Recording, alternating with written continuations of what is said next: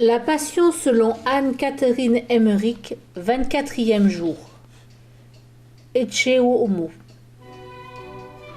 Ils conduisirent alors Jésus au palais de Pilate, toujours affublé du manteau de pourpre, portant la couronne d'épines et serrant entre ses mains liées le roseau qu'on lui avait donné en guise de sceptre.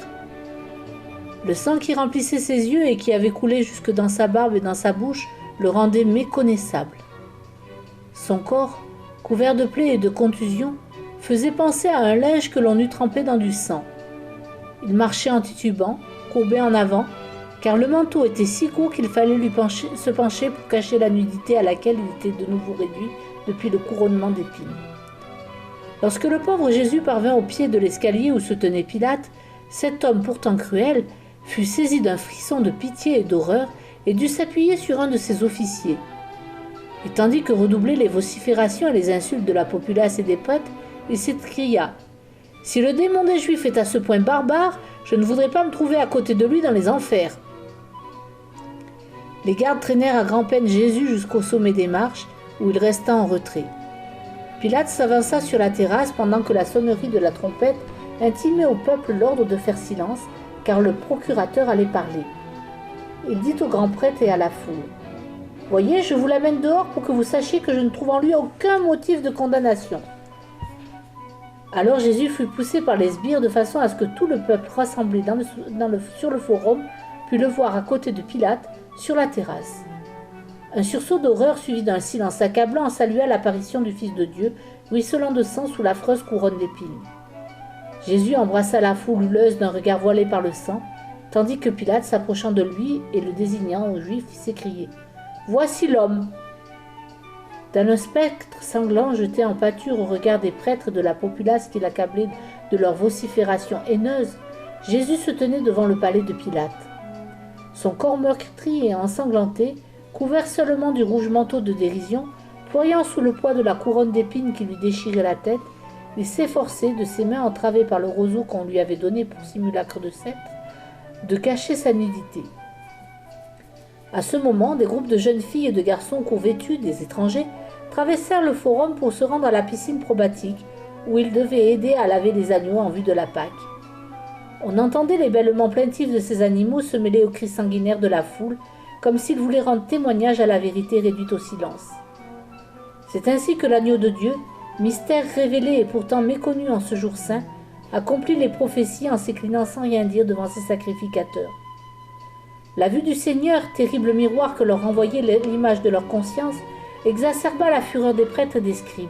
« À mort, crucifie-le » Mais Pilate leur rétorqua : « Cela ne vous suffit-il donc pas ? Il est réduit à un tel point que jamais plus il ne prendra l'envie d'être roi. » Leur exaspération ne fit que croître et se communiqua au peuple qui, se déchaînant, reprit derrière eux à l'unanimité : « Tue-le, crucifie-le » Alors Pilate fit de nouveau sonner la trompette et déclara : « Prenez-le, vous, et crucifiez-le, car moi je ne trouve en lui de motif de condamnation. »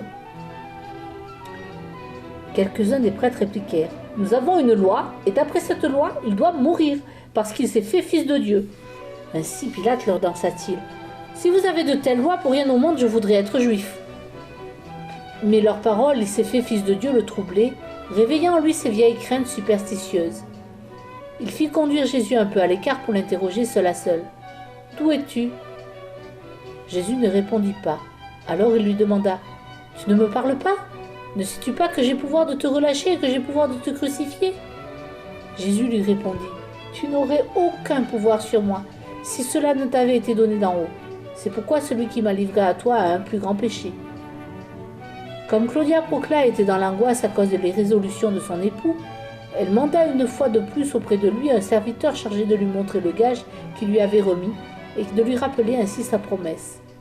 Mais ils lui firent envoyer l'objet, avec une réponse dilatoire, confuse et entachée de superstition, dont je ne me rappelle rien, sinon qu'elle avait trait à ses dieux.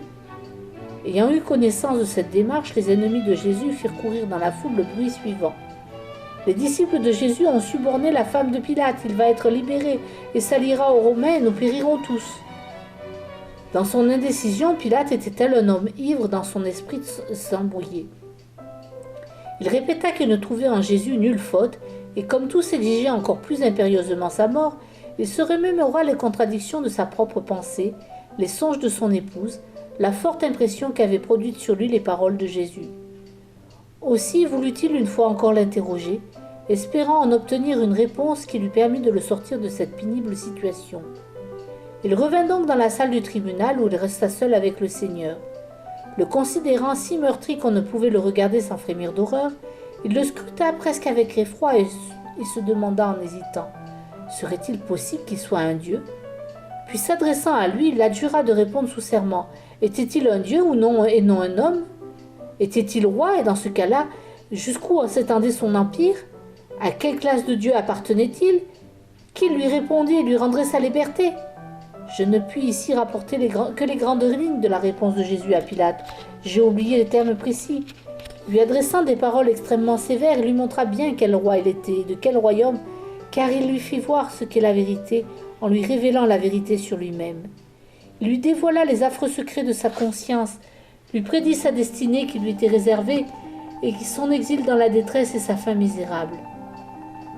Il lui annonça qu'il reviendrait un jour pour prononcer contre lui un juste jugement. Mi-effrayé, mi-courroucé par les propos de Jésus, le procurateur sortit sur la terrasse et déclara de nouveau qu'il allait élargir le prisonnier.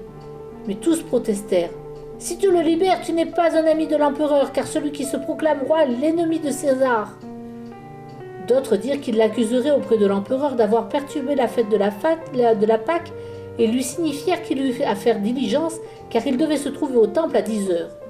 De tous côtés fusa encore une fois le cri. « Tue-le!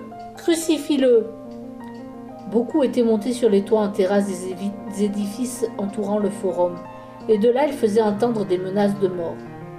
Pilate vit bien qu'il n'obtiendrait rien de cette multitude déchaînée, dont les cris et l'agitation avaient quelque chose d'effrayant.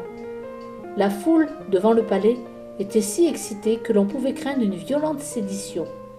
Alors il se fit apporter de l'eau, et pendant qu'un serviteur lui en versait sur les mains à la face du peuple, il déclara à voix haute, du bord de la terrasse, « Je ne suis pas responsable du sang de ce juste, à vous de voir !»